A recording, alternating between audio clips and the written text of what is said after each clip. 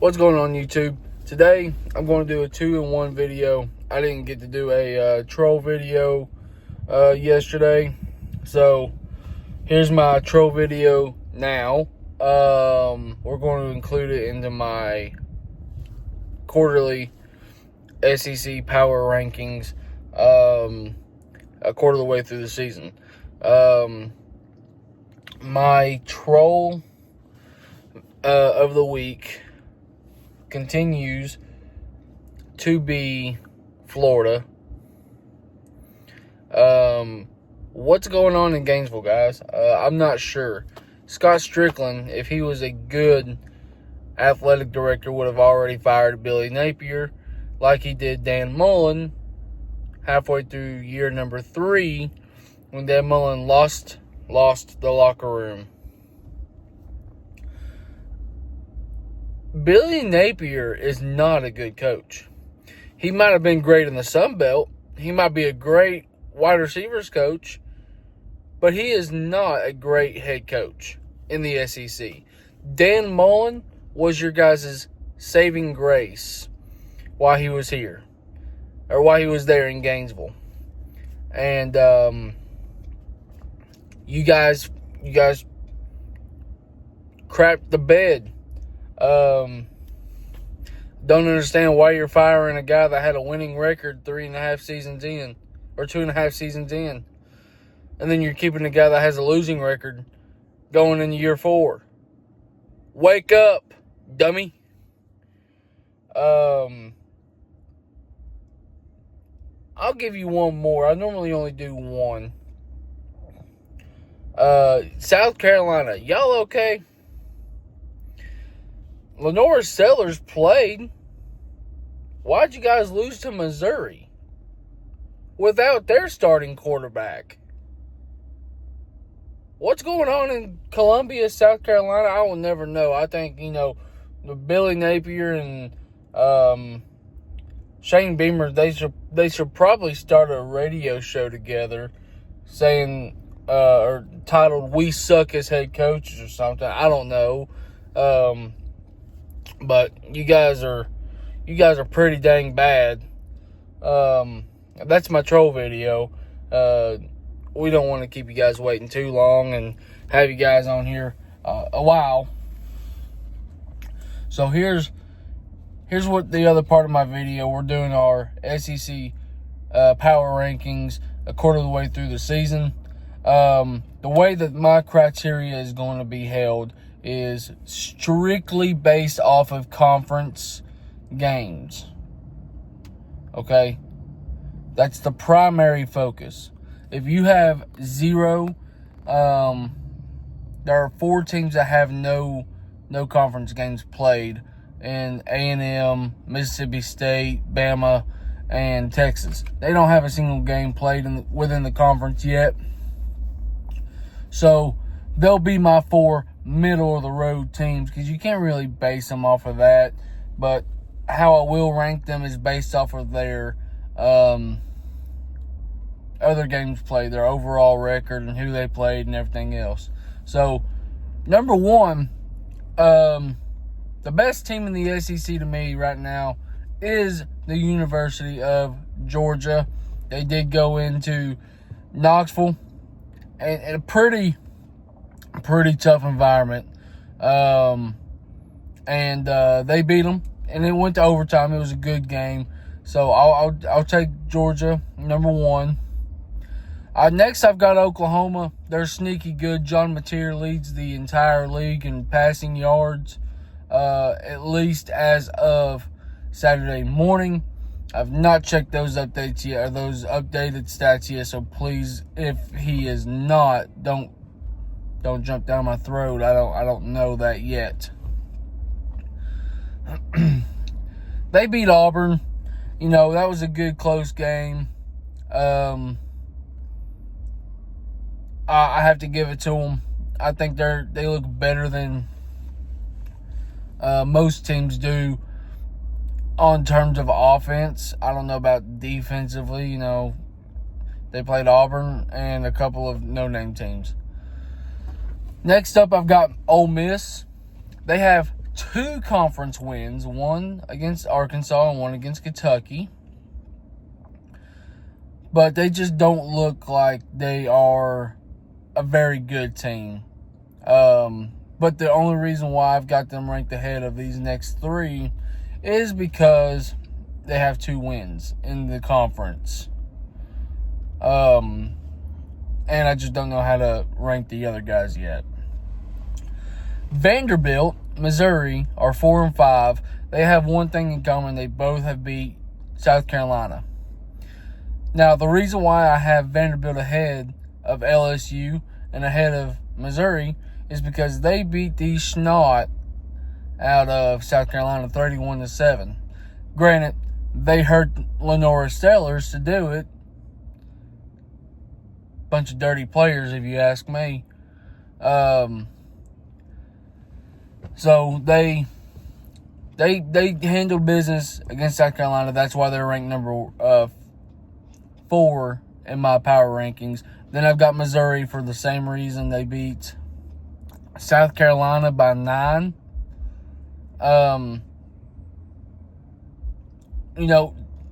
Missouri don't look all that great, but their backup's been playing a lot better than Sam Horn has.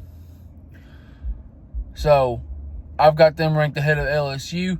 Now, the reason why I have teams ranked ahead of LSU, the reason why I do not have LSU winning the SEC title, the reason why I do not have LSU higher than 6 on my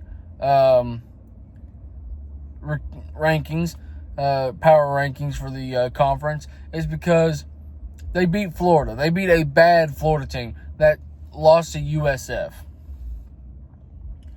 That doesn't get you validation for me. I don't care if you have the Weeks trio on the defensive side of the ball. I don't care if you had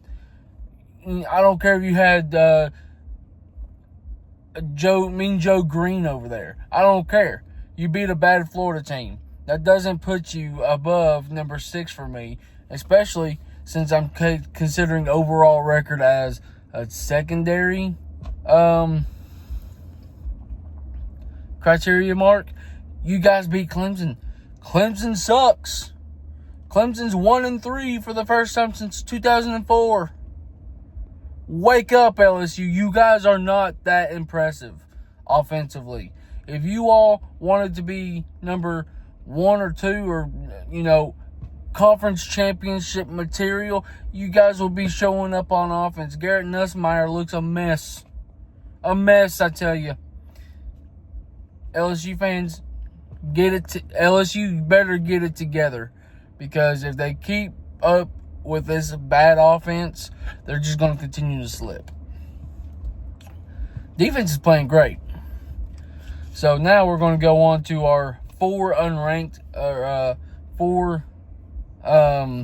not unranked, I should say, 4 conference teams that do not have a conference game.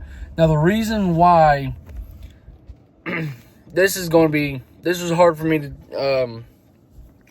to rank these 4, because they don't have a conference game, and I had to look at their best win and their losses, who they lost to.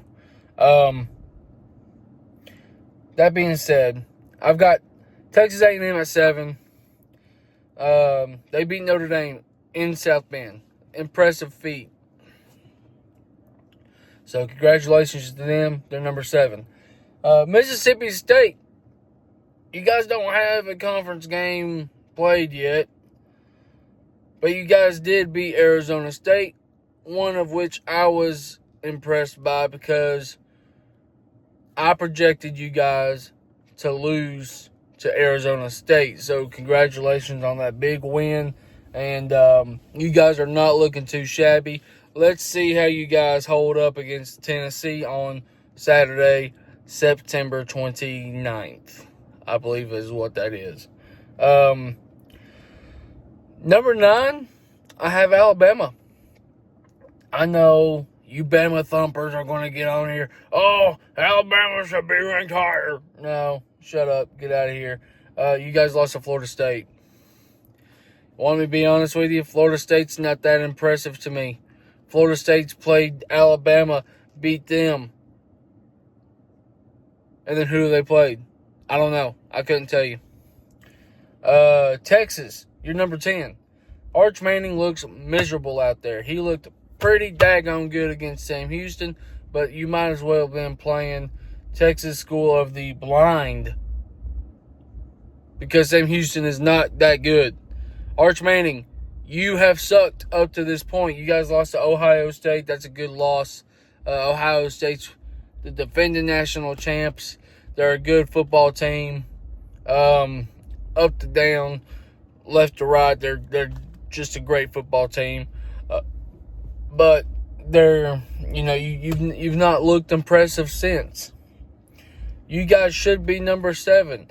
The hype around Arch Manning should have you guys all the way up there at the top at number 7 because of the fact that you guys haven't played a conference game. You guys should be the first ones, first ranked team outside of that. Arch looks lost, man. He looks like he's been adopted. He don't even look like a Manning. The best Manning went to Tennessee. Come on, man. Texas. Do something, Sark. All right, now we're going to get into our winless conference games. This is not biased. I got Tennessee at 11. They're the best winless teams in the conference right now, mostly because they played one game. They played Georgia. Georgia's a very good opponent. Georgia's the number 4 team in the country, I believe, at the time of this recording. Georgia's a top caliber team, top tier team. You know, everybody does know. Nobody wants to play Georgia because of Kirby Smart and his staff, and they've done a great job since he's been running this Georgia team. That anytime you take Georgia to overtime, that's a big feature. That's a big stat. That's a hey, this team is serious. I get it. Georgia may not have been playing their best. Tennessee could have won that game. Tennessee missed the kick. Tennessee did this. Tennessee did that. Whatever. Tennessee still took the number 4 team in the country to overtime, lost that game, but they played their hearts out. And they looked pretty dang good doing it. Auburn, you're number 12. You guys don't have a bad football team. You're not great, but you're not bad. You're pretty good. You guys lost to Oklahoma in a battle. Oklahoma did have a score in the second quarter that should not have been a touchdown. Everybody, even the SEC office, has said that. So that game should have went to overtime. Or play a little better, you get that win. Arkansas, you're 13th. You guys have a loss to Ole Miss. You know, Arkansas, your coaching staff is what's ruining your guys' chances of being an elite program. Taylor Green's a great quarterback. I think he's going to be a great NFL quarterback in the future. You guys just got to get a better head coach, man. Sam Pittman is not it. Not it. These last 3 were hard for me to rank because, well, they're all 3 pretty bad. But I've got Kentucky at 14. I know I'm going to get a lot of hate from that one from the Kitty Cat clan.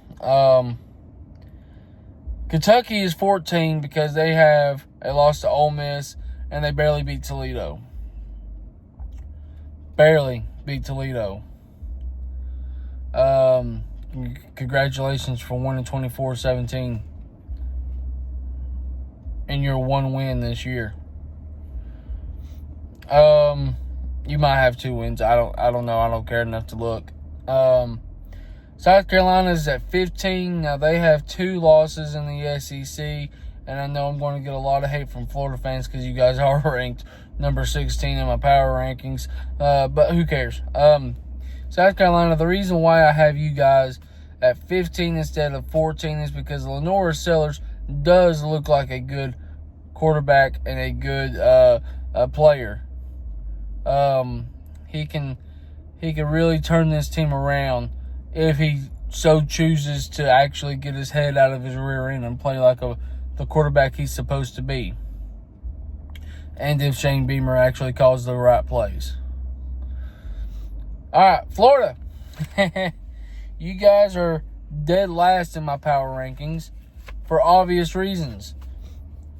You guys have one win, and it might as well be against Long Island School of the Blind because they were just bad. They were worse than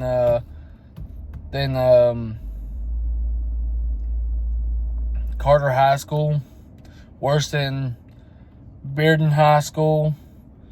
IMG Academy could go in and beat Long Island University. That's how bad they are. DJ Lagway is not comfortable in this program right now. I don't know what it's going to take for him to be comfortable. I don't know if he's just injury prone, if he's worried he's going to get injured. I don't know what the problem is, Florida, but you guys have got to do something. You guys have got to do something to get this team turned around. You guys have talent top to bottom, left to right. You guys, on paper, preseason papers, you guys was a top 3 SEC team. What happened to that, I don't know. You guys made me look like an idiot because I had you guys going, I think, 8-4 with or 11. I don't know what I had you guys going, but I had you guys as a top 3 or 4 team in the conference, and you guys are making me look bad. So yeah, that's my power rankings for a quarter of the way through the season.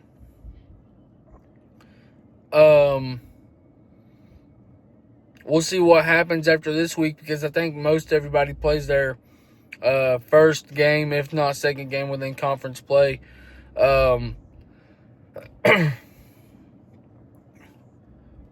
You know, I think I'm going to take